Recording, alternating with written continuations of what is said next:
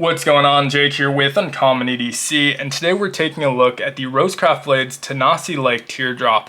And out of all the knives I've received through the Rosecraft pass-around group so far, this is probably the one I've had the highest hopes for, just in terms of personal taste, and that's because a lot about this pattern just happens to align with my preferences. Starting with the pattern itself, I love the teardrop shape on our handle, and of course it's pairing with that spear point blade. Sizing is just right for me. I prefer a smaller single-bladed slip joint, so this checks both of those boxes, even down to the cover choice on this one. Blue's my favorite color, so that Bora Bora Blue Bone is absolutely working for me. So when I got this one in the mail, the only real question for me was it going to live up to the hype?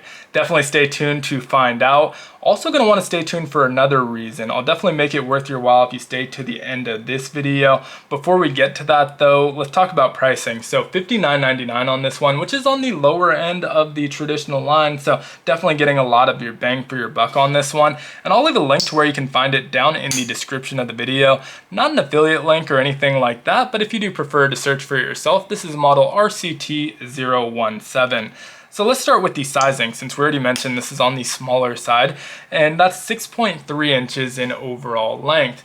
And for me, that's a perfect size for a slip joint because I'm usually carrying these as a secondary blade. I'm pairing it with a modern folding knife, locking knife in my carry, and those are usually 7 to 7.5 inches. So I really don't need the secondary blade to rival it in size because it's going to be used for the more light duty tasks, maybe even stuff like food prep, so having that clean blade if the other one's dirty, or just that, again, light duty task, maybe after the other one dulls out a little bit. So don't need a lot of sizing on it. 6.3 inches is perfect, and that allows for a 3.5 inch close position or 3.5 inch handle length.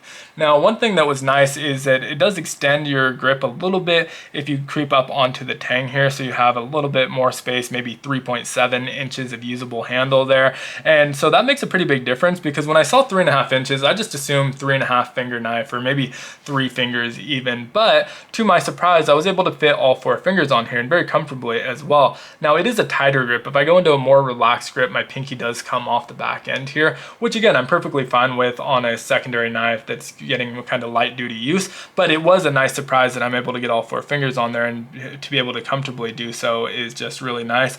And so clean ergos on here. A big part of that too is going to be that it's a single bladed knife. So multi-bladed slip joints have their pros and cons, but the big con to them is that they often ruin the ergos of the interior portion of your grip, and that's because you'll have a secondary blade here that's closed and you'll feel the spine instead of the actual natural shape of the handle, because most of the time when you're using one blade, the other blades are all going to be closed. And so that's definitely a detriment that you're not getting here, so you get that really comfortable grip here.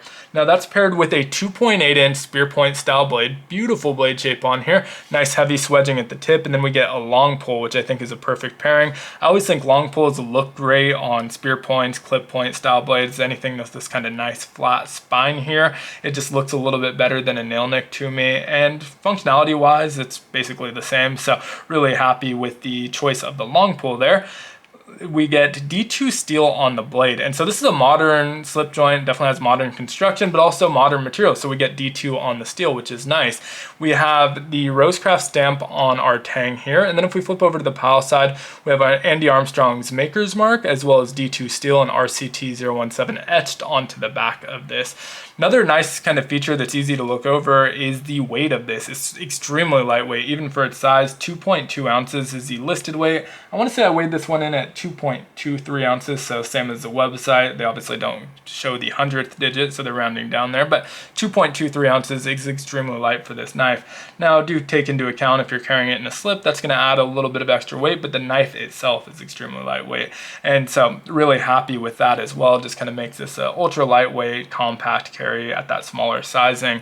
Now, one thing with Rosecraft, and this is going to sound like a broken record if you've seen some of my other Rosecraft videos, but I have to assume that not everyone watching this has seen really any of my other videos, but Rosecraft does an excellent job on fit and finish. You can always expect pretty much perfection in terms of fit and finish, and that's, I think, a big reason for that is that they do a great job of quality control. So they sell seconds. It's not like it never happens where there's fit and finish issues. They're just really good at spotting them and pulling them out, so you're only getting them when you're expecting it by buying secondaries, which you get at discounted pricing. And so with this is no exception. Absolutely beautiful fit and finish. We'll start with the centering.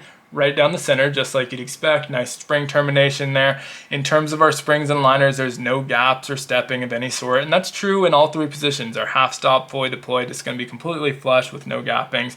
And then speaking of flush, we can move over to our covers. From bolster to cover, cover to pin, cover to shield, all going to be completely flush and just uniform there, and so always nicely executed. We have the brushed steel bolsters with the fluted bolster on the top, not on the bottom, and I think that makes sense. It might look a little weird with the fluted bolster on this pattern shape on the bottom, but we do get that fluted bolster on the top. Nickel silver pins, and then we get the rosebud shield, which is pretty traditional with Rosecraft knives. Not everyone has the rosebud shield. They do have some other shields they offer, as well as some that don't have any shield at all, but we do see the rosebud quite a bit, which I'm fine with because I think it's a pretty good looking shield.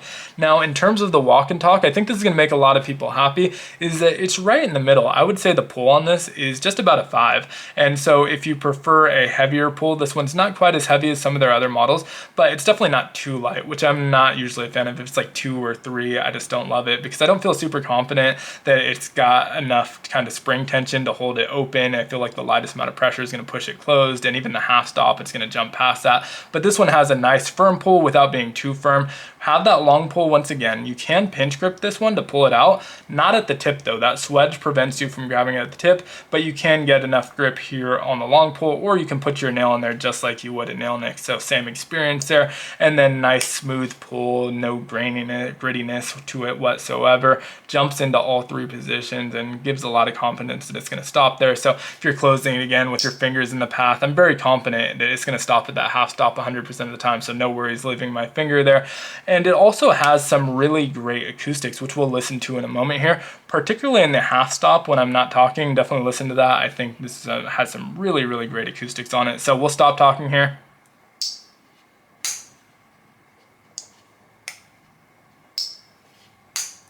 So you can hear the acoustics, but you can also see that it's really snapping into those positions with confidence. So again, just a nice kind of security feature there where you know this isn't going to close up on your hands. Now, as far as living up to the hype, I would say for me, it definitely did. This is probably my favorite Rosecraft knife that we've seen on the channel so far. That includes knives I own, as well as the pass around group. But do keep in mind that that's because this is really aligning with my preferences. If your preferences are a larger knife with a clip point style blade or multi-bladed knife, then maybe this isn't the perfect knife for you. But at least for my preferences, definitely fits into all of those and feels like my favorite knife we've seen from Rosecraft so far, which is why it pains me so much to be giving this one away. So one of the big perks of being in the Rosecraft pass around group is that every once in a while we get to keep the knife. So usually we're sending it off to the next channel, but every once in a while we get to keep them and we get to decide what we do with them.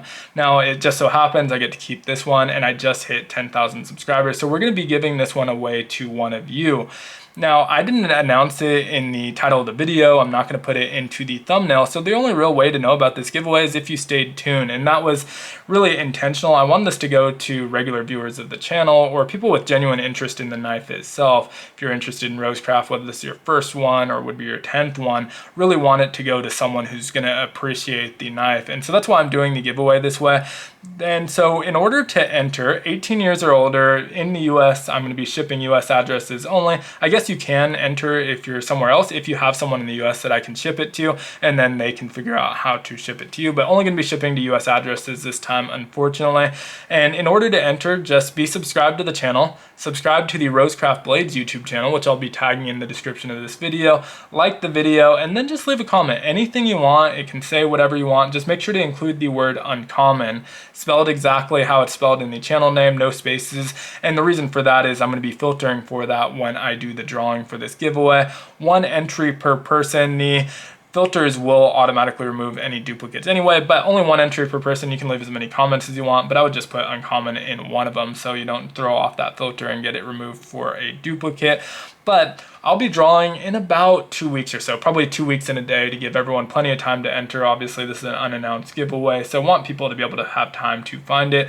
So I'll be drawing in about 2 weeks and a day. And one thing to keep in mind is that when I draw, I'm only going to respond from this comment. If you see a lot of people creating like these Uncommon EDC giveaway account, and it looks like my account. It probably has my logo, but it's not me. I'm only going to be commenting from this account. So if you get a comment saying you won, just click onto it and make sure it's the actual channel commenting, because I would hate for anyone to get scammed. I'm not going to ask for any payment from the winner. So that's the way they get you. They say, oh, you won, let's pay us $20 to ship it to you, but I'm not going to be asking for any shipping. Don't fall for that. Again, would hate for anyone to be scammed because of a giveaway I'm doing.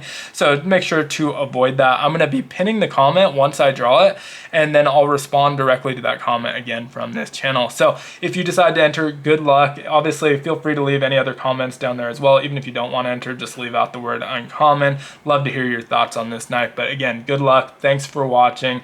Be sure to subscribe, and I hope you have a great one. Take care.